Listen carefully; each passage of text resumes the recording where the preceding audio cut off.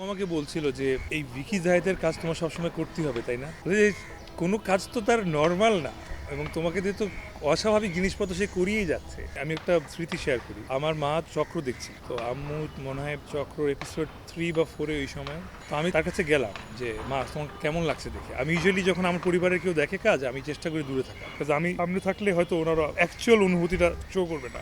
আম্মুর কাছে যখন আমি গেলাম, আম্মু আমাকে বলছিল যে এই ভিকি জাহেদের কাজ তোমার সবসময় করতেই হবে, তাই না? কারণ খুব ইনোসেন্টলি সে আমাকে বললেন।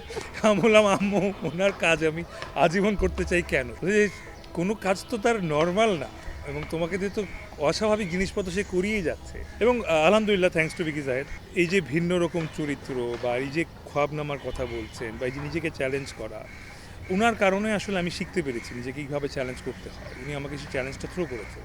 আগেও আমরা চরিত্র অনেক চ্যালেঞ্জ পেয়েছি, কিন্তু ডিরেক্ট একটা থাকে না, একটা ফিজিক্যাল ফিয়ার ফ্যাক্টরের মতো একটা চ্যালেঞ্জ প্রতিবার।